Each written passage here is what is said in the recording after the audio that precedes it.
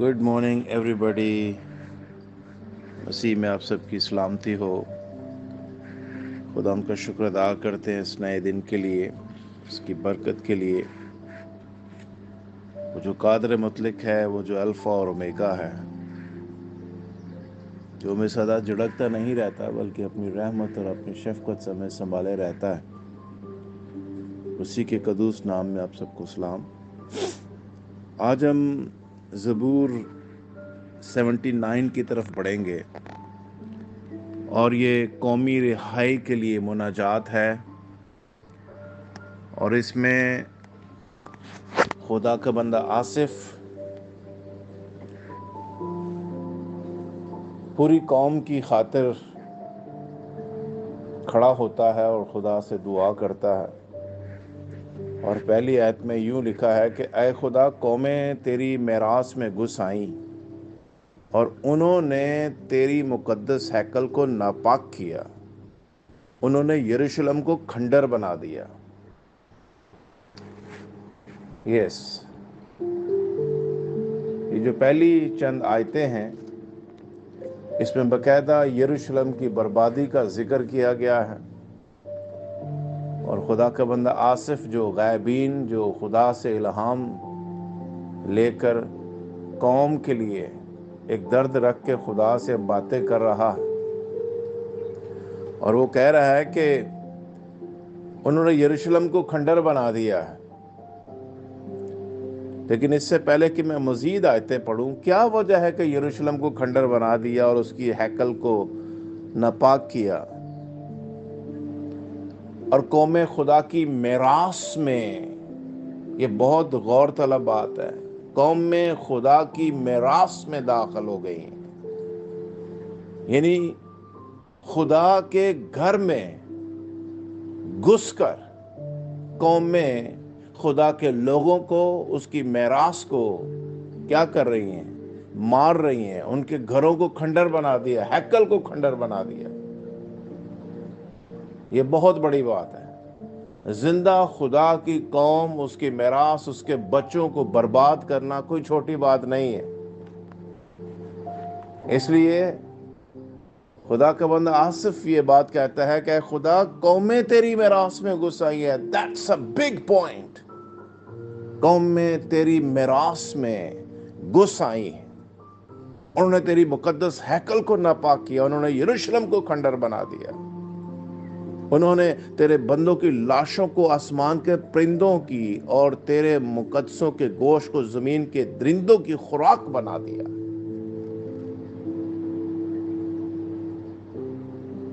انہوں نے ان کا خون یروشلم کے گرد پانی کی طرح بہایا، اور کوئی ان کو دفن کرنے والا نہ تھا.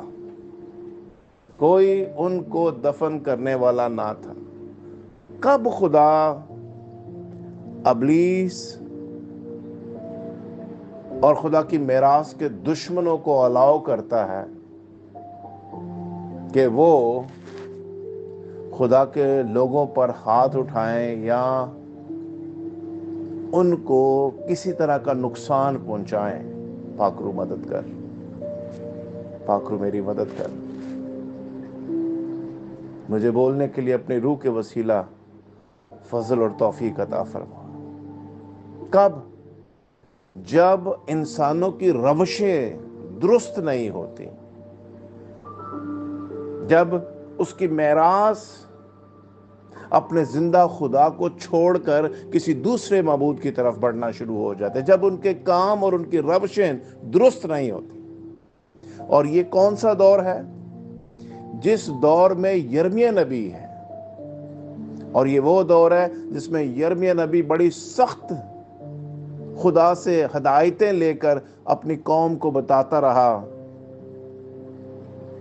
کہ پہلے اپنی روشیں اور اپنے اعمال درست کرو اور پھر خدا ان کی عقل کی طرف بڑھنا، ورنہ خدا تمہیں ہلاک کر دے گا.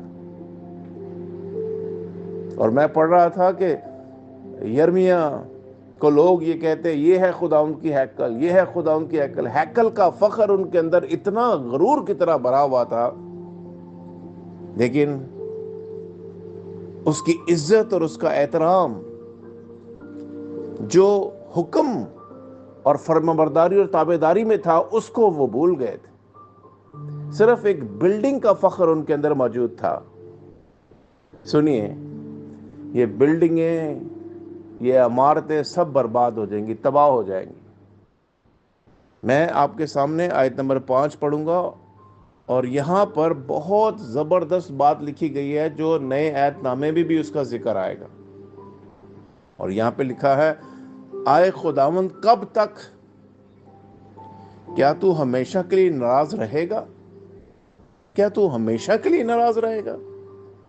کیا تیری غیرت آگ کی طرح بھڑکتی رہے گی؟ یہ جو لفظ بیچ میں نا، تیری غیرت کیا ہمیشہ آگ کی طرح بھڑکتی رہے گی، یہی غیرت کا لفظ نئے عہد نامے میں بھی استعمال ہوا ہے۔ اور وہی میں ابھی آپ کے سامنے پڑھنا چاہتا ہوں، تاکہ میں اور آپ اس نئے عہد نامے کے اس خاص ورڈز کو جانیں کہ یہ کب خدا نے غیرت کا لفظ استعمال کیا۔ یہاں پر بھی ہیکل کی بربادی ہو رہی ہے، لوگوں کی بربادی ہو رہی ہے، اور یہاں پر بھی اسپرچولی رحلم میں یوحنا کی انجیل کے 2 باب میں آیت نمبر 17 میں لکھا ہوا ہے، اس کے شاگردوں کو یاد آیا کہ لکھا ہے کہ تیرے گھر کی غیرت مجھے کھا جائے گی، تیرے گھر کی غیرت مجھے کھا جائے گی۔ اب یہ تیرے گھر کی غیرت کب کھائی؟ سنیے، 13ویں آیت میں لکھا ہے، یہودیوں کی عید فصح نزدیک تھی، اور یسوع یروشلم کو گیا، اور اس نے ہیکل بیل اور بکری، بھیڑ اور کبوتر بیچنے والوں کو اور صرافوں کو بیٹھے پایا، اور رسیوں کا کوڑا بنا کر سب کو، یعنی بھیڑوں اور بیلوں کو ہیکل سے نکال دیا، اور صرافوں کی نقدی بکھیر دی، ان کے تختے الٹ دیے، اور کبوتر فروشوں سے کہا، ان کو یہاں سے لے جاؤ، میرے باپ کے گھر کو تجارت کا گھر بنا دیا ہے۔ آپ اندازہ کیجئے، میرے باپ کے گھر کو تجارت کا گھر بنا دیا ہے۔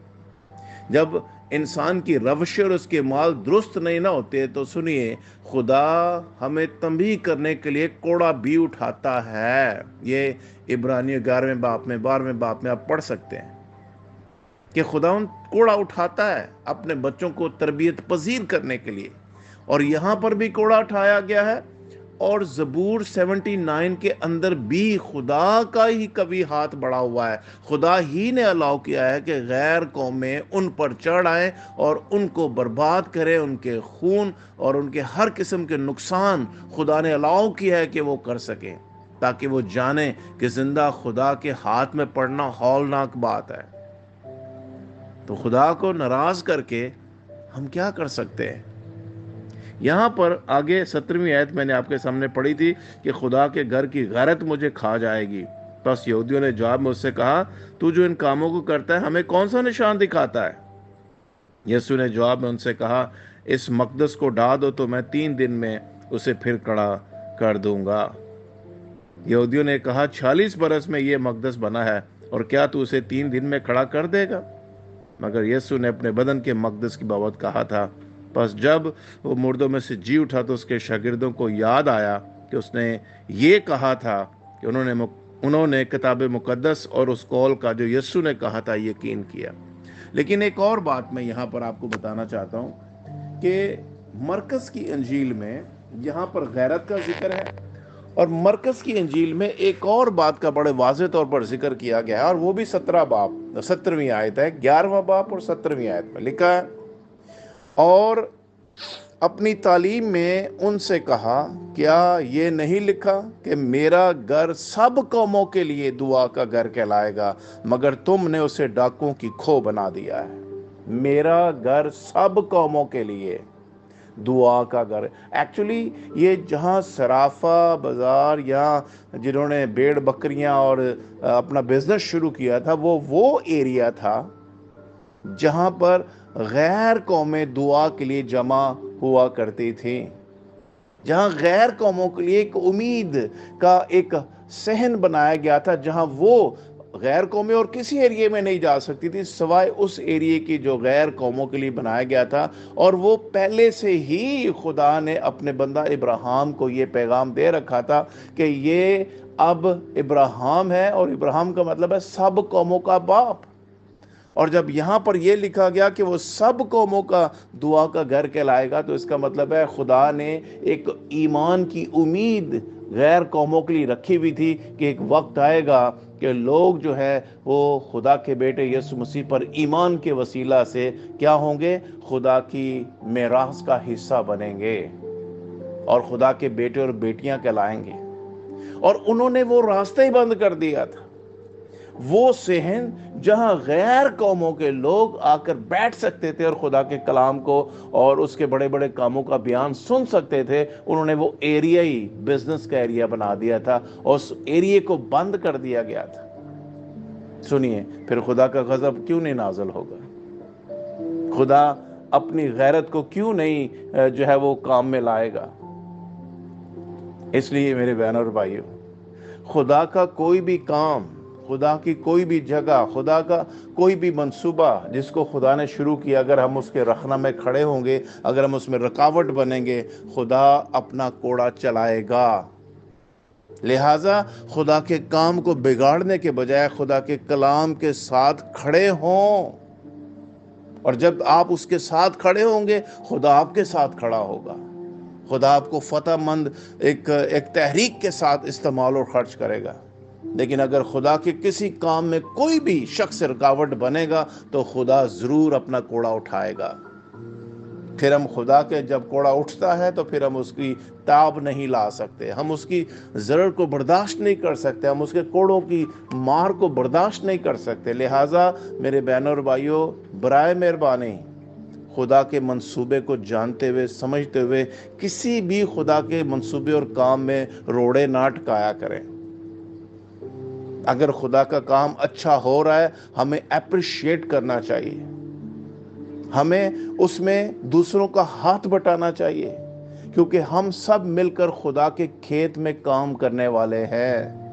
جو جس کو خدا نے توڑا دیا ہے، ہمیں ان کو رسپیکٹ کرنا ہے، اور اگر ہم ایسا کریں گے تو میرا یقین ہے کہ خدا ہم سب کے ساتھ مل کر جب کام کرے گا، ہم سب ایک بدن کی صورت میں، ہاتھ اپنا کام کر رہا ہوگا، آنکھیں اپنی کام کر رہی ہوں گی، سوچیں اپنا کام کر رہی ہوں گی، پیر اپنے کام کر رہے ہوں گے، لیکن اگر ہم اس طرح کریں گے، یقین مانے ہم سب خدا باپ، خدا بیٹے اور خدا روح القدس میں کھیت میں کام کرنے والے باپ برکت بیٹے اور بیٹیاں ہوں گے۔ لیکن اگر ہم نے خدا کے کام میں کسی قسم کا بگاڑ پیدا کیا اور خدا کے حکموں کے ماننے کے بجائے ہم نے خدا سے بغاوت شروع کر دی، تو پھر خدا ہمیں نہیں چھوڑے گا۔ خدا اپنا انتقام جو ہے وہ کبھی نہیں چھوڑتا ہے۔ اس لیے میں کہنا چاہتا ہوں کہ 9ویں آیت میں لکھا ہے، اے میری نجات دینے والے خدا، اپنے نام کے جلال کی خاطر ہماری مدد کر۔ کب خدا مدد کرے گا؟ جب آپ خدا کی غیرت کے خلاف کام نہیں کریں گے۔ اور نئے عہد نامے میں بھی خداوند یسوع مسیح نے ہمیں گریٹ کمیشن دیا ہے، اور کئی دفعہ ہم اپنے ہی جو ہے وہ لوگوں کے درمیان جو ہے وہ بہت زیادہ منادی کرنے کی وجہ سے ایک دوسرے کے لیے ٹھوکر کا باعث بنتے رہتے ہیں۔ میرے بہنوں اور بھائیوں، خداوند کے پلان کو سمجھیں۔ لکھا ہے، تم جا کر ساری خلق کے سامنے انجیل کی منادی کرو۔ ساری خلق کا مطلب پوری دنیا۔ خدا قوموں کا خدا ہے، اس لیے کسی خاص پرٹیکولر کسی طبقے کا خدا نہیں ہے۔ ہمیں اس منصوبے کو سمجھنا اور جاننا ہے۔ وہ جو صحن جس میں کبوتر فروشی ہو رہی تھی، آج وہ صحن غیر قوموں کے لیے ہمارے وسیلہ سے خدا کھول رہا ہے، ساری قوموں کے پاس جانے کے لیے۔ لہٰذا جو بھی بچے خداوند میں ٹرین ہوتے ہیں، بابرکت ہوتے ہیں، خدا ان کے ساتھ کلام کرتا ہے، خدا انہیں اپنے کلام سے سیر و رسودہ کرتا ہے، اس کلام کو ضرور اس غیر قوموں تک بھی لے کر جائیں، ان سے بات کریں، ایمان کی بولی بولیں، اور ایمان کی بولی بولنے کے وسیلہ سے آپ کسی بھی ایک شخص کے لیے جو خدا سے ناواقف ہے، اس کے لیے رہائی اور مخلصی کا باعث بن سکتے ہیں۔ تو کبھی بھی اپنے ایمان کو ڈکلیئر کیے بغیر نہ رہیں۔ جہاں بھی آپ جاتے ہیں، موو کرتے ہیں، دوستوں میں، دفتروں میں، آپ بازاروں میں، آپ اپنے کام پہ، جہاں کہیں بھی آپ موو کرتے ہیں، شیئر یور فیتھ، اپنے ایمان کو شیئر کیجئے۔ اور جو خداوند اپنی نجات اور اپنی مخلصی ہمیں دینے والا ہے وہ ہماری مدد کے لیے کھڑا ہو جائے گا. ہاللیلویہ. پھر یہاں پر زبور نویس لکھتا ہے آصف، قومیں کیوں کہیں کہ ان کا خدا کہاں ہے؟ تیرے بندوں کے بہائے ہوئے خون کا بدلہ ہماری آنکھوں کے سامنے قوموں پر واضح ہو جائے. قیدی کی آہ تیرے حضور تک پہنچے، اپنی بڑی قدرت سے مرنے والوں کو بچا لے. اے خدا، ہمارے پڑوسیوں کی تانہ زنی جو تجھ پر کرتے رہے ہیں، الٹی 7 گنا ان کے دامن میں ڈال دے. تب ہم جو تیرے نام اور تیری چراگاہوں کی بیڑے ہیں ہمیشہ تیری شکر گزاری کریں گے. ہم پشت در پشت تیری ستائش کریں گے. دیکھیے یہاں پر اب خداوند کا بندہ آصف اس بات کا اقرار کر رہا ہے کہ خداوند، قومیں جو ہمیں دیکھ کر تجھ پر فخر کرتی تھی، آج وہ قومیں کیوں کہیں کہ ان کا خدا کہاں ہے؟ لیکن خدا جانتا ہے، سنیے غور سے، کہ جو قومیں خدا کے بڑے کاموں کو دیکھ کر بنی اسرائیل قوم کو کہتی تھی کہ واو، ان کا خدا سب سے الگ خدا ہے اور بڑی قدرت والا مالک ہے اور خالق ہے اور سب کچھ پیدا کرنے والا ہے، اس جیسا کوئی خدا نہیں ہے. اور جب خدا اپنی قوم کی عدالت کرتا ہے، اپنی قوم کو سیدھے راستے پر ڈالنے کے لیے ان کو چھڑی اٹھا کر جب بات کرتا ہے، تو پھر انہی قوموں کے لیے سبق بھی ہے کہ جو ان کا خدا انہیں اتنا پیار کرتا ہے، انہیں بگڑی ہوئی قوم بھی نہیں دیکھ سکتا. سدھارنے کے لیے خدا ہمیشہ کوڑا اٹھاتا ہے. وہ کل بھی کوڑا اٹھاتا تھا، وہ آج بھی کوڑا اٹھاتا ہے، لیکن اس میں ہماری تربیت ہے تاکہ ہم حرام زادے نہ کہلائیں. اگر کبھی دکھ آئے، مصیبت آئے، پریشانی آئے، یا کبھی دیکھیں کہ ہم ٹریک سے ہٹ رہے ہیں، اس سے پہلے کہ خدا کوڑا اٹھائے ہمیں اپنے ٹریک پہ واپس آ جانا چاہیے. اور میرا ایمان ہے اس 79 زبور میں میرے اور آپ کے لیے جو سیکھ ہے، جو سبق ہے، وہ یہ ہے، اس سے پہلے کہ خدا اپنے غیرت کی خاطر کوڑا اٹھائے، آئیں اپنے راستے کو سیدھا کریں اور خدا ان کے کام کے ساتھ جٹ جائیں اور خدا ان کی غیرت میں اپنے آپ کو شامل کریں اور وہ کام کریں جو خدا کو پسند ہے. God bless you all. اپنا خیال رکھیے. Bye bye.